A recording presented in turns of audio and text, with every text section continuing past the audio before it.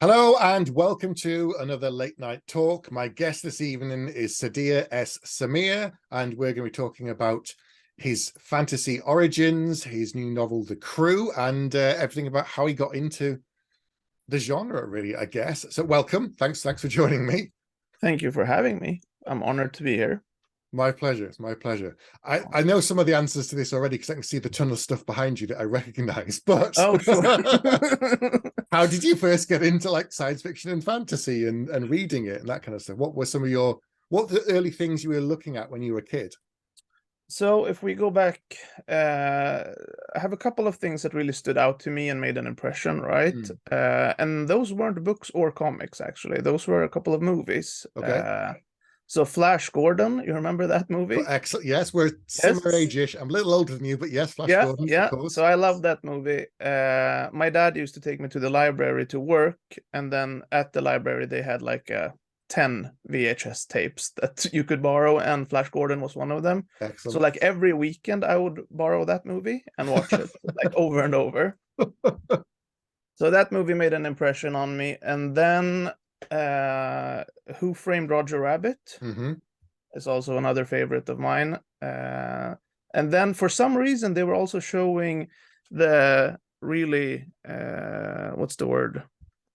The bad Batman show from the 60s, I guess we could say. Yeah, the Adam West and yeah. One. Campy, that's the word Yes, I'm going for. campy. Yeah, campy. So that was also on the TV for some reason a lot when I was young. So I started drawing scenes from those three Right. things. And that got a lot of attention. So that's kind of how I discovered my creativity, you could say. Like I would get a lot of attention from my kids my own age, and the teachers would be like, oh, look, Sadir made a new drawing. And basically I was just trying to create the scene from one of those things, but like yeah. So that's how I got into all of the genre things, really. What about comics? I was gonna say, because you got a lot behind you, when did they play a role? Yeah, definitely. So when I was about maybe 10 years old or so, I started really getting into comics. And that's also when I started reading prose novels as well. The Hobbit was the first one that our teacher, my Swedish teacher in middle grade school, he read it out loud to the class. Wow. Fantastic teacher. His name is Bengt. Shout out to Bengt. Yeah, he was a fantastic teacher, and he was the one who introduced me to The Hobbit and the world of fantasy books, really. So from then on, I went to the library, started borrowing David Eddings, Dragonlance. What else do we have? Redwall. Those kind of books. Yeah, and then comics has been with me like from a young age, and I'm still reading comics. I just pretty much every day I still read comics. Yeah, same. I've got a stack. I've just been reading Lazarus on my to read pile. I've now got Rorschach hardback I've just picked up to read. Oh, nice. I've got that. I've picked up volume 7 of Lazarus to read. I've got tons of stuff to read. I'm waiting for Lazarus. They're reprinting the hardcover deluxe editions this year. They've been out of print since 2015, so I've pre-ordered them at the local comic book store. They keep talking about, I think it was optioned for TV and stuff, and I'm sure it was going to be made, like Greg Rucka's talked about it being optioned, and I don't know if it's in development and stuff, but it would be brilliant for a TV show. It would just fit so well. Right.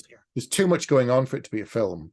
Yeah. Definitely a TV show. Yeah, agreed. Yeah, but I mean, he's busy doing The Old Guard. He's doing the second film, so too busy doing that at the moment, I guess. Yeah. And things move slowly in Hollywood. But anyway, so we got some of the similar influences, I think, David Eddings and stuff like that growing up. But when did you start, apart from drawing, when did you start actually writing your own stories? So actually, the first book I ever wrote was also in middle grade. Right. Yeah, I didn't pay attention. Like one of the things that any teacher would say about me is that I was not the most, I didn't pay a lot of attention to what the teachers were doing. I would often make up my own stories, and that would like draw attention to me from my classmates, and that would bother the teachers, obviously. Right. So I had a lot of imagination, so I made up stories. So, those notebooks you get in class that you're supposed to take notes on for what the teachers are actually talking about? I started writing a book in one of those, and it was maybe around 50 pages or so. And I finished the whole thing. One page was one chapter. And my friends were so into it that they would make me read it out loud to them during recess, you know? Right. Yeah. And basically, the story in that novel that unfortunately is lost. I've been trying to find it back home where my parents live and stuff, but I can't find it. But I do remember, like, I had seen the Police Academy movies. Hmm. Yeah. So it was basically like a rip-off from the Police Academy movies with that kind of humor, you know, taking place in a small town and the Yeah. crazy over-the-top characters and stuff like that. But that's in middle school, right? So that's Mm. way back when. Started writing more seriously novels, prose. I would say around 2013. Hmm. That's when I really got into it. I studied theater in high school, and then during during those years, we also had a class in script writing. Right. So when we did that, I fell in love with writing. Thinking the idea, you know, of writing for movies or TVs or whatever, you know. So after high school, I studied TV and movie production, specialized in script writing for a year.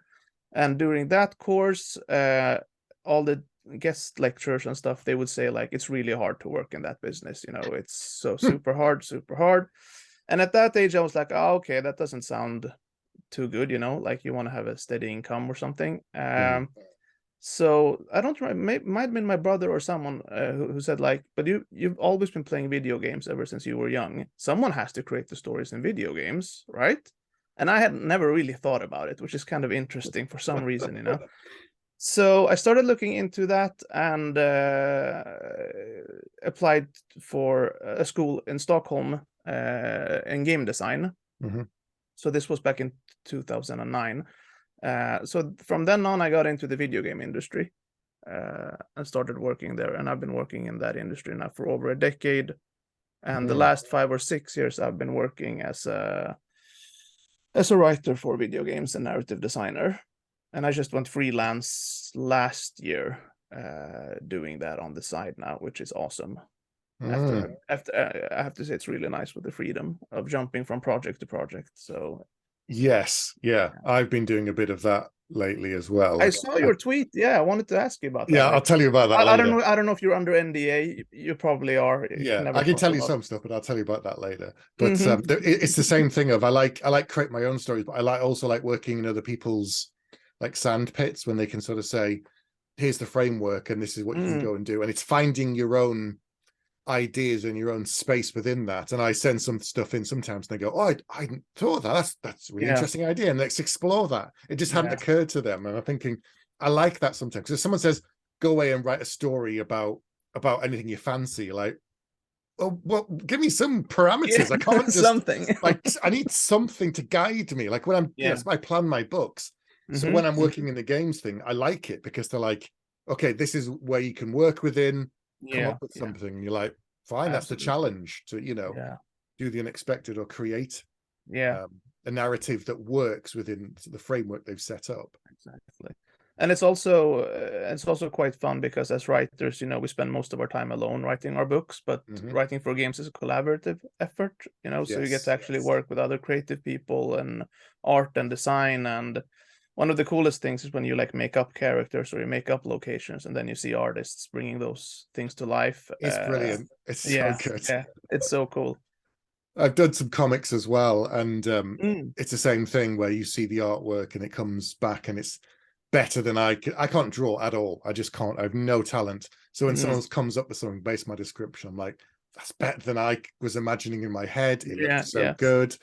It's just so cool. I've always envied the TV writers' room for that exact reason you said, because Hmm. as authors, prose authors, we sit alone in a Yeah, room writing at a keyboard. yeah, So going and doing collaboratively in a room with people and bouncing around ideas is yeah, something yeah. I love that idea, which is why I love going to conventions and we sit Mhm. around and we talk to other writers and it's just, Oh yeah, definitely, you know, definitely. brainstorming and bouncing stuff around that we're all struggling with. Yeah, yeah. You always get rejuvenated, right, by being around other creative people's. Yes. I saw your video. I think you titled it like "Why Everyone Should Go to Writer Conventions" or something like that, and I was just nodding my head at everything you said while watching it. You know, because like it's so true. Every time I make one of these trips over to the UK or I'm going to the US this year, I come back just fueled with creative energy. You know, it's so it's really worth the investment, I would say, for any author out there. I think so. It just Yeah. makes you feel good to be around the kind of people that understand the struggles Yes. that you're going through. And I think I've said this before, but whenever you talk to your friends and family who are not writers, they'll be Yeah. sympathetic for a while, but Sure. after a while, they're like, "God, he's still Yeah, going yeah. on about that thing. Yeah. I just can't let it go. I can't let it go. I won't leave me alone." You can't. Yeah, you can. Unfortunately, you can never make them understand. That is just the sad reality of it. Yeah. Like Yeah. there's a bad something in a storyline on TV and it just bugs me and I just can't leave it alone. And they're like, Yeah, yeah. "Stop talking about it." Oh, that's good. So Yeah. did working in games, because obviously with games writing and it has to work very well narratively, it has to flow, it has to go in a certain way and branch and so on. Did that help you with your prose writing when you're thinking it has to be structured in a certain way? I mean, are you a planner or you sit down and just make it up as you go and you do your novels? Yeah, I'm a discovery writer nowadays. Interesting. Yes, That's yes. quite the juxtaposition from your Yes, day it is. job. Yeah, it is. So actually, the first novel I wrote that is unpublished, that I was hoping was going to be published, but you know, once I finished it and had it with beta readers, I realized it wasn't good enough. Right. That novel was completely outlined from beginning to end. I had like spent 6 months world building, doing all of the classic stuff. But that book wasn't good enough, and one of the biggest biggest takeaways from that book was that the beta readers were like, it's okay, but it's not like something special, you know. And you need your debut novel to be special. It needs to make some sort of impact, right? You don't want to be just like people shrugging or whatever. So one thing that I felt was a bit more my style was that I had a frogman POV character in that Right. epic grimdark setting, which was a bit weird, you know. But all of the beta readers were like, we wanted more of him. Right. You know, and I'm like, God damn it, he's not the main character. Okay, well, I wanted to like my main character, but they didn't really. They liked the frogman. So when I set out to write the crew, I was like, I'm gonna just try and write something without an outline or plan it or whatever. I'm just gonna have a simple, you know, one sentence pitch in my head, basically like a mercenary guy assembles a crew to take down a king or queen or whatever. That was it. Right. And then I just sat down and started writing. And that's how I finished the book and really fell in love with writing in a brand new way, I would say. Yeah, because like I don't even know what's happening. My fingers type faster than my mind has, like, you know, the scene is playing out in my head before. It's weird. It's special. It's, I don't know. It's the closest thing to magic, and it feels like it's a special thing. You're struggling to keep up with what Yeah. you're imagining, and your fingers are just going. It's like you become like an observer of what's happening almost. You know, like you're not actually the one making it. It's Yeah. People like say, how can I write so many words a minute when I'm in the zone? I'm like, because I'm trying to keep up with what I can see. Yeah, That's how. right. I can't sustain that for 8 hours a day, 5 days a week. So, you know, I can't. No. But when I'm in the zone, I can write, you know, really fast because I've just got to get it down as fast as I can. Yeah. It's flowing when it's working. Other days, it's just I'm grinding it out. But so you finished this first draft, and how is editing something then that you've discovered? Was that a case of then you're applying some of the rules from your sort of narrative structure storytelling that you used to do? Yes, I would say that is probably when it comes in. And I would also say, like, just having, you know, just a student of the craft of storytelling all my life, you know. I mean, I'm sure you can relate. Like when we watch a TV show, when we read a book, when we read a comic, when we play a game, you know, we're not just doing it casually as our friends do it, right? You know, and that is kind of like why sometimes it's hard for me to watch new stuff, because I know it's gonna be like, it's not relaxing to me. You know what I mean? Because like I can't turn it off. Same thing when I'm reading books or whatever. So that's why I spend a stupid amount of time watching like reality shows and things, because that's when my mind shuts off. Right. You know, Yeah, I get things it. that are completely unrelated. So like Survivor or MasterChef or stuff like that. I haven't even watched The Last of Us because I'm like, I'm not in the, I don't want to like get invested into something at the Hmm. moment, you know. Sorry, back to your question. So I would say that, so when it comes time for the second draft, all of those things that you picked up, you know, over the years, like how a story should play out, Hmm. all of those things, uh, like I think I put them in naturally when I'm writing the first draft, but then of course I need to do some serious work in the second draft and Yep. third draft and fourth draft and fifth draft is usually my final draft. Okay. Yeah, yeah. But I mean, but it's not like, but it's actually, I think you know Dirk Ashton, Hmm. probably, right? Yeah. So I remember when I showed him, while I was still writing the crew, we were on a convention together somewhere in Ireland, I think, for Worldcon, and I showed him like a scene in the middle of the book or whatever. It was a first draft, and he was like, "This is so clean." He's like, "Is this your first draft?" I'm like, "Yeah." And then he showed me his first draft, and there were like brackets everywhere, and like you know, like a completely different thing. Insert fight scene here. Yeah, Close exactly. bracket. Yeah, yes, exactly, exactly, exactly. And I don't do that even during a first draft. Me The neither. only, yeah, the only thing I might do is that I skip someone's name. You know, I might just give them like an X, Y, or Z Yeah. thing for a while, and then I go back and change it. So it's fairly clean, I have to say. I've only written 2 books. I'm working on the third book right now, the sequel to The Crew. We'll see if this method will work or not, or if it's, I mean, it's going so far, but like I don't know. I I haven't think written as many books as you, Stephen. no, but it's finding what works for you. I think it makes sense, as you said, the way that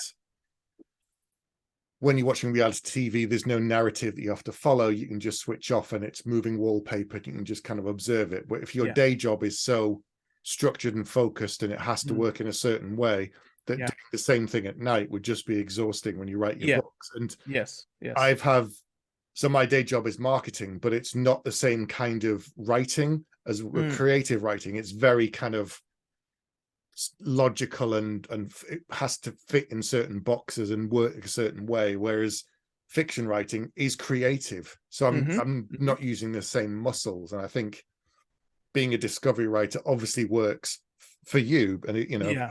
Yeah. um if it worked once, it'll work again, I think. I It hope may so. evolve. That's the Yeah. only thing I'll say. Yeah. Yeah. Actually, the only difference going into the second book now is that I actually made like the tiniest little outline just Mhm. with a beginning, middle, and end for the second book. Since this is a sequel, so now Yeah. we're entering new territory here. This isn't the first book. People are expecting things now. So so I thought to myself, let's at least have the beginning, middle, and end in place, and then we'll discover right ourselves, my way through it. Yeah. But Yeah. I think that's gonna help. Yeah. Yeah, I mean, even with me with planning my books, I have, Mm, beginning, middle, end, and milestones. I mm, don't always know how I get between the milestones. mm. So I have Yeah. creative jumps that only come in the moment when I'm writing them that I haven't thought of. Mm, yeah. I don't know I'm going to do them until I sit down and then it happens. You're like, oh yeah, of Yeah. course that was, Yeah. it Yeah. was Yeah. there somewhere in the back of my brain. It's just it hasn't come out until I start writing it. Mm, Um, yeah. The only thing I've done is like you, I write a fairly clean first draft. I work all the way through. I mm-hmm. never leave gaps. Like, missing scenes, I'll just write it. Mm, And I've always done that. The only thing I've done differently with the Coward and the Warrior was, as I'd gone through, things were cropping up in my brain thinking, oh, I need to fix this, I need to fix that. And usually mm. I leave it to the end. And when I start to do a second draft, that's when I do it. But on those two, I was thinking, no, I need to fix them now. So I tweaked them, which I never do. I Oh, jump okay. back and fix Okay. it. Okay. And then I Yeah. carried on forward. Yeah. And then it worked better, which Mm. I'd never done that before. Normally I'd finish that first draft, completely. You Um, pretend that the change that you want to make later, that you already made it, right? You know, right? yeah, Yeah. because Yeah. I always say this to people, that if you constantly go back and fix things, you'll never finish that first draft. Yeah. But I'm at this stage where I know I'm going to finish it, so making some Yeah. small tweaks It was fine. But I haven't done it on my new books, weirdly. I just, there again, I wrote all the way through. So tell me about the crew. You had your starting one-line pitch. Tell me about the story. Tell me about the characters. So the story takes place in an Arabic-inspired fantasy setting. I don't know why I went with that. It just felt natural to me because the first book was like in a more classic European medieval kind of world. It was kind of post-apocalyptic, but still more familiar in that sense.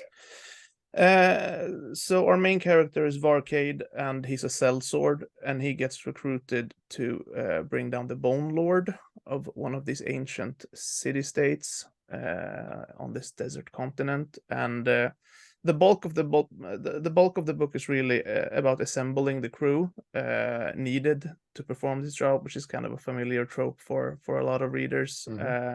And the one kind of in charge of the mission itself is the Bone Lord's former spy master, who feels that the Bone Lord has lost control and become like a ruthless kind of ruler, and that she is, if she isn't stopped, like the city's gonna burst into civil war, basically. Okay. Yeah, I didn't know none of that really when I started writing the book. I opened with a fight scene in a tavern with Varcade, and then everything just developed from there. I didn't even know it was a funny book or like a comedic book or anything like that either. I didn't set out to do that really. It's my sense of humor and just bled into the page through these characters. But yeah, people have responded very well to it, which I'm super thankful for, because I wasn't sure if it was too weird. I mean, when you write, like, fantasy books are divisive as they are, right? People like different things. But then when you enter the territory of comedy, it gets even more divisive. Divisive? What's I can't say the word. You're right. Yeah.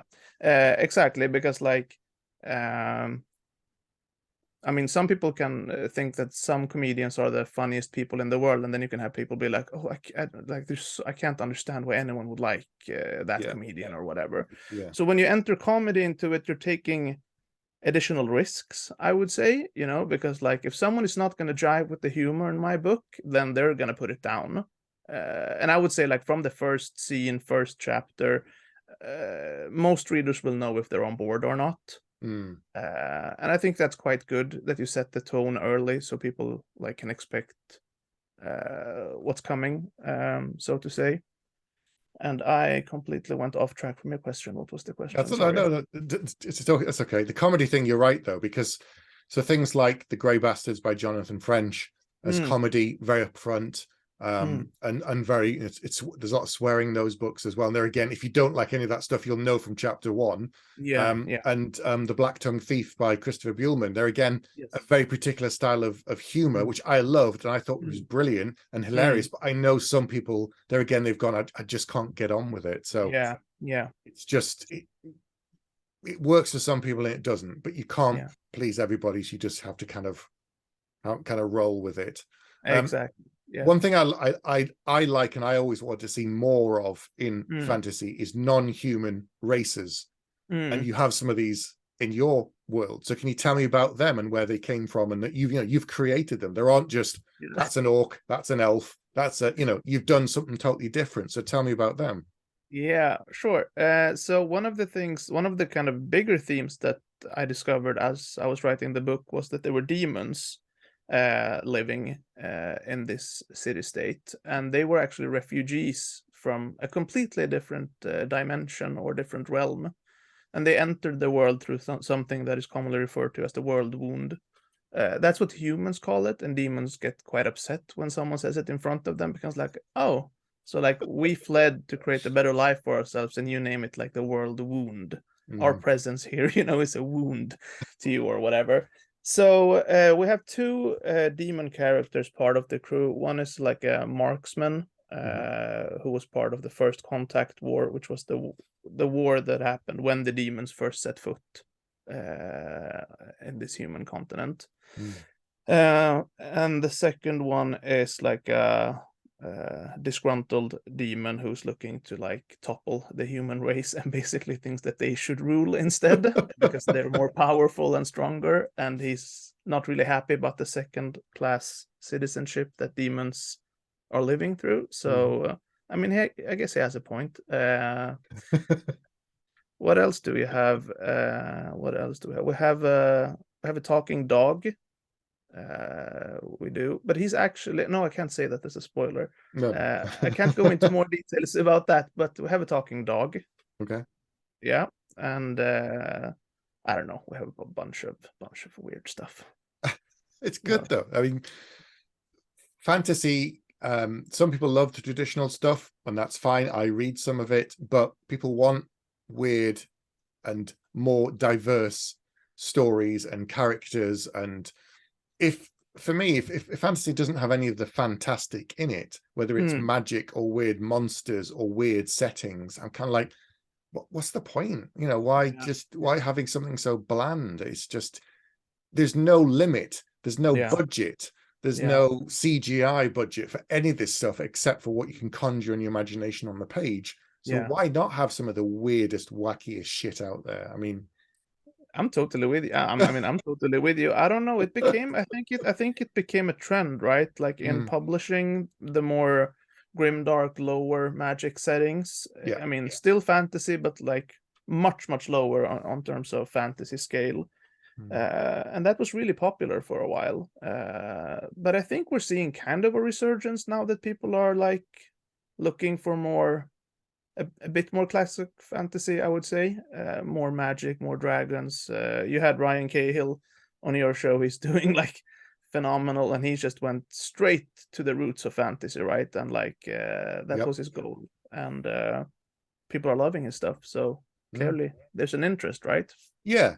My first book, I kind of wrote it, as you say, in response to that. At the time, I didn't see a lot of really overt fantasy. I wanted something that was straight away. I knew what it was, and that's where my first book came from. But there's room for everything now. That's the point. There are still low fantasy books with some magical elements, but it's very kind of crime based and other things. And then there's, you know, super in your face epic fantasy with all sorts of weird shit. And it's good. I mean, a Song of Ice and Fire is low magic. I mean, there's not a lot of magic in those books, right? And that's in that series. And I mean, Joe Abercrombie is probably like one of my top 5 favorite authors of all time. And there's not a lot of magic or fantasy really going on in his books either, right? No, it's quite limited in some ways. Yeah. Especially Game of Thrones, you know, Song of Ice and Fire, it's not until much later you get actual dragons. It's all there's a lot of heavy politics and a lot of heavy sort of negotiating and that sort of thing, which is an interesting thing is, obviously people won't know that, you know, you live in Sweden. And when we met at Bristol and we were talking, what I found really interesting is that I've done a video in the past talking about international sales, and that, you know, a publisher will buy your book in English and they can distribute it anywhere around the world in English language. That's the deal. If another country wants to buy it and translate it into their language, France, Germany, Spain, whatever, they can. And fantasy is very popular in some European countries and others. But you were telling me basically there's like almost zero interest in fantasy market in Sweden. It's just not their thing.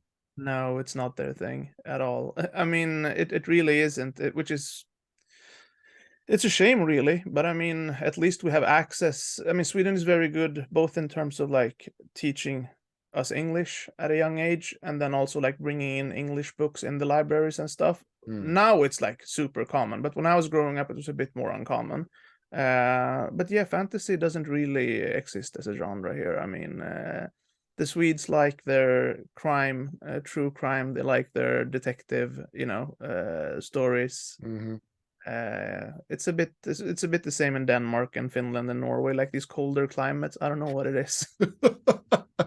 It's fascinating though. It's just fascinating that some countries just don't have an interest or a market for it at all. And it isn't just books either. Like I remember a couple of years ago, they made like a really high budget attempt at a sci-fi movie, like with some of the biggest Swedish actors and stuff, that would take place in Sweden. Like no one saw it at the cinema. No one cared. God.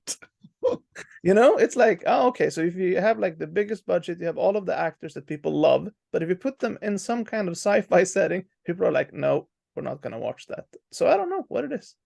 It's so weird. Yeah.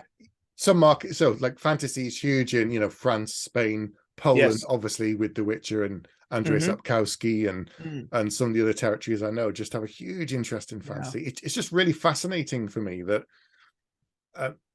why the differences in cultures and yet the commonalities in cultures. Some, you know, England is very, very different to some countries, but we both love fantasy, and it's like, Yeah. Yeah. how is that? And is it the mythology elements, or is it just the fantastic elements? And yet somewhere like Sweden, some of the other Scandinavian countries are just like, nope.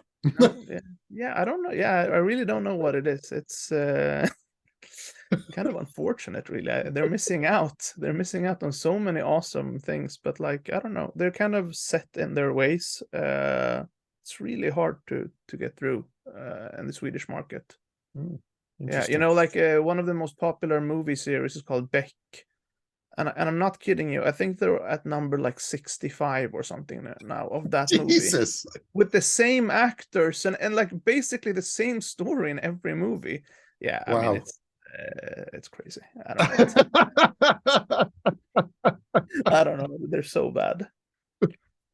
So bad. The Swedes are gonna kill me now if they hear me say that because they love Beck. It's fine. It's fine. Yeah, They're not watching. They're not watching. Yeah. So given that when you were writing The Crew, it was, you know, a discovery process, you're learning stuff as you go along. When people say this, I think it always sounds a bit weird, but I'll ask it anyway. Did any of the characters surprise you when you were writing it, or did you like write something down and then think, what does that mean, and have to go away and work it out? That's probably the best way I describe it. Yeah. They definitely surprised me a lot, but not in a sense like that I didn't know what they meant or that I had to do some digging to understand, really. If that answers your question. Yeah. Yeah, it would have been cool if I was like mystified by something that one of them said, or I'm like, what does that mean, you know? And then it happened, but unfortunately, no, I can't recall any of that. I was just like really surprised by some of the characters that ended up becoming characters. For instance, one character is called the Biter, and he just came out of nowhere, and so many people, you know, so many people have mentioned him. They're like, "Oh, we want more of the Biter. We want more of the Biter." After finishing the book, and I'm like, that guy he was not intended to be part of this book at all, you know. So you know? Who's the Biter? The Biter is a refuge. Like Varcade ends up fighting a couple of marauders. Like when you're traveling between the different city states in the desert region, there are these bands of marauders that, you know, attack and plunder and things. So Varcade steps in and saves a group of refugees. So whilst he's doing that, one of those refugees becomes like really excited as the fight is playing out. And then Varcade, he cuts the head off of one of the marauders. And then the Biter that later became known as picked it from the air and held it up, you know, like excited. And Varcade was like, that's a weird reaction to it. Like, let go of the head. Why are you holding the head, you know? And then he's like, I'm in debt. I'm in your debt now, and I'm gonna follow you. You know, kind of like Chewbacca and Han Solo kind of thing. I don't know how they met actually, but like, I'm with you now for life. And Varcade, because he's easygoing character, he's like, okay, whatever, man. Tag along if you want. So that's how he ended up, you know, right in the middle of a fighting scene. That's how he just decided to step out on the stage and be like, I'm here now, and I'm not going anywhere. People love the Biter. Wow, they want more of the Biter. Yes, apparently. So what was the feedback this time around then from your beta readers on The Crew? Like, what were people saying? Did they pick out any characters that were favorites that you were surprised by? I mean, the Biter, and funny enough, like the characters that I didn't think would be favorites, like Dogman, you know, the talking dog, or Biter, or Varcade's brother. Like, I didn't think that people would resonate, but I was actually hoping that it was going to be a good spread between the readers, that they have different favorite characters, because that's kind of what you really want. You don't want everyone to be like, we love this character and the other characters not so much. Yeah. So the feedback in general was like night and day from the first book. That's good. Yeah. At that point, I started to get to know a couple of authors, published authors and stuff, that I was comfortable sharing, like bits and pieces, some scenes here and there, and who had also read the first book. And they immediately were like, "This is it. Like, this is you. This is you on the page. I don't like. You need to finish this book. Don't dare let go of this. And that was the confidence I needed after not having any success. I didn't even try to query or do anything with the first book. I just knew that it wasn't good enough. Yeah. I had to admit that to myself. But so the reception was so different, and especially people who knew me, because you wouldn't probably think that I like to joke around a lot, when you first meet me and stuff. I need to be kind of comfortable with people before people see my more twisted mind. But people who know me really well were like, "This is you. This is your humor. This is Sadir on the page." And I think that's what we're all aiming for as creators, right? To find what we can do, because when we're creating stories, we're playing around with tropes, we're playing around with structures, plots, whatever. It has all been done before. It's like a chef cooking a meal. If you tell 3 different chefs to cook a hamburger, you'll get 3 completely different hamburgers, right? And if I would tell 3 authors to write a book about an assassin bringing together a crew and taking down a king, we would get 3 completely different stories, because who you are as a person will automatically bleed into the creation of that story, right? Yep. So when you can find what that is, that mystery thing that is you, I think that you need to grab onto it and be like, okay, maybe it would have been cool to be like the next Brandon Sanderson or the next Joe Abercrombie or next Neil Gaiman or whatever, but those people already exist. But I'm the first Sadir S. Samir, and that's what I need to lean into. And it just turned out that my thing in fantasy books, at least, is kind of weird and zany humor, action adventure humor, basically. Good. Yeah, it is. I've said this before as well, but people need to focus on not being the next Stephen King. Yeah. Need to be focused on being the first of them. Yeah. Obviously, the publishers and agents and everybody want big sales, but they want someone who comes in with their own style, their own unique voice, and your own way of doing things that people go, "Oh, I love that. I want more of that." Not, "Oh, I want more of that other thing." It's like, I want a new person to follow. Where's the next book? When's the next book? That's what people want. Yeah. But the thing is this, you can only find that out by writing, right? I would never have found that out if I hadn't written the first book and learned basically that wasn't good enough, that I had to do it all over again. It was kind of depressing. I remember hearing you in interviews. You also wrote a couple of books before you were published, correct? 10 years of 10 querying and writing books. 10 years. Oh man. Before, and that's 7, 8 books. Trunk novels. No one's ever seen them. Beta readers read them, friends read them. I edited them myself, sent them out, got rejected over and over and over again for a decade. Before I got anything. So oh yeah, I know. You definitely know. I know. Because I need, I had to be honest with myself after finishing the first book, and I did 3 or 4 drafts. I have it finalized, it's a complete novel. But I knew if I start querying this or whatever, I'm gonna have, it's not gonna, no one is gonna accept this. No one is gonna be like, "Oh wow, we need to buy this." I had to be honest with myself about that, even though it really, really, really sucked, because you spend so much time sitting alone writing a book. I think it was 150,000 words or something, and you tell yourself this is gonna work, this is gonna be it, this is gonna kickstart the writing career, and then it doesn't happen. But it's heartbreaking. It really is.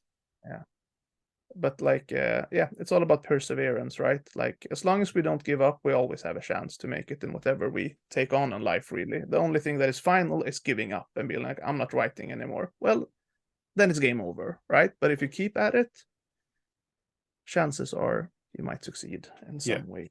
Yeah. Joe Abercrombie said something similar. He said that if you ever, if you continue to dance in the rain, eventually you're going to get struck by lightning.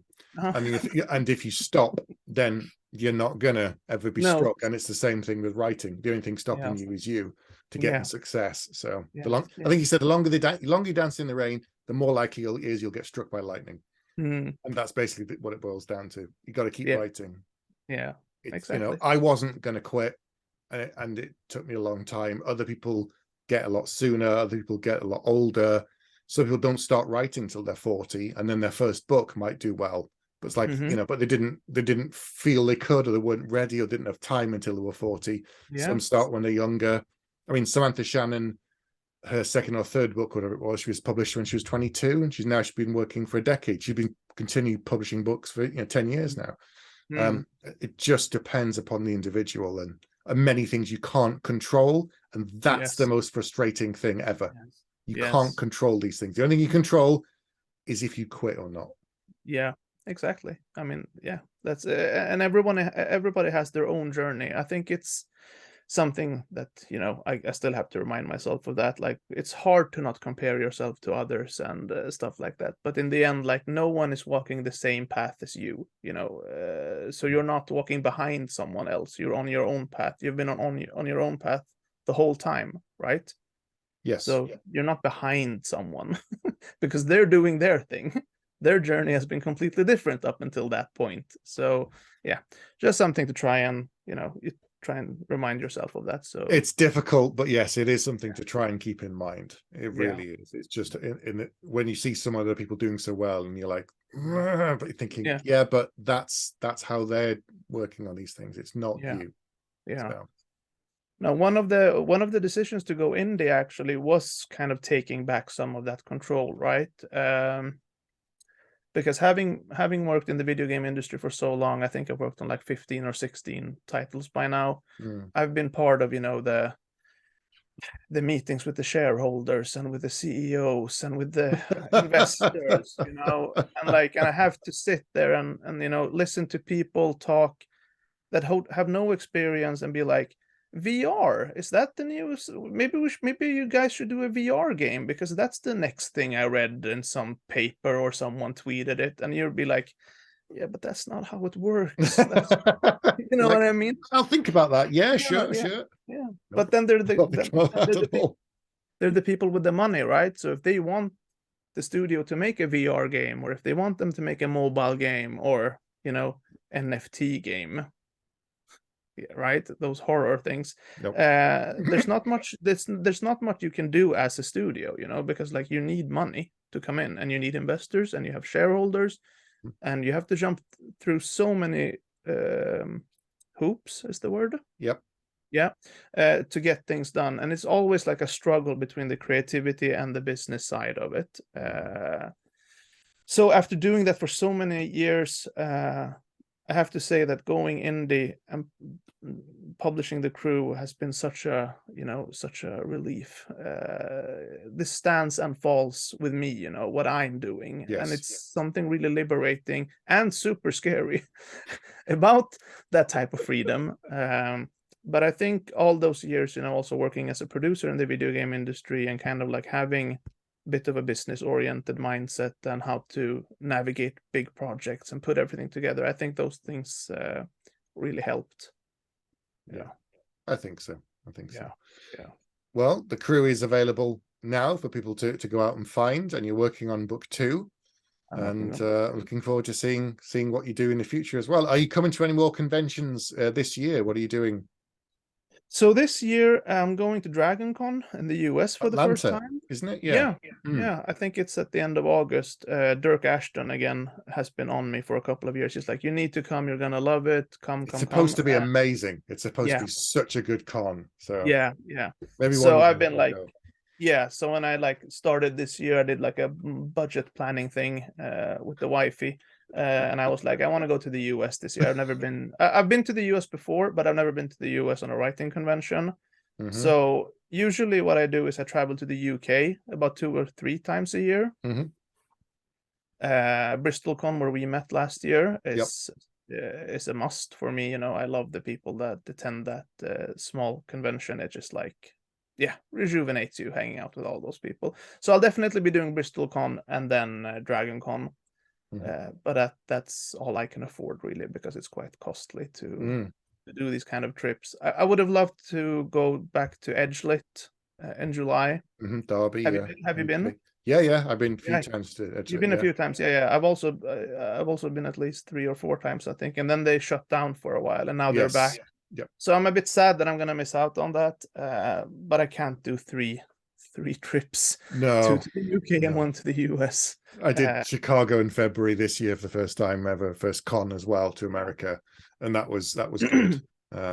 Got Easter Con next month, and then Fantasy Con in September. So those are my next kind of 2 conventions, I think. Yeah. So Fantasy Con, unfortunately, it's one of those cons that I've really always wanted to go to, but it's so close to Bristol Con. Yes, it is September and that October. I have I to think. kind of I have to like pick and choose which one to go to. Yeah. It makes sense. It makes sense. Yeah. Right. Well, I'll put links down below for everyone to find out all your information and all your social media links and everything, and where to find the crew.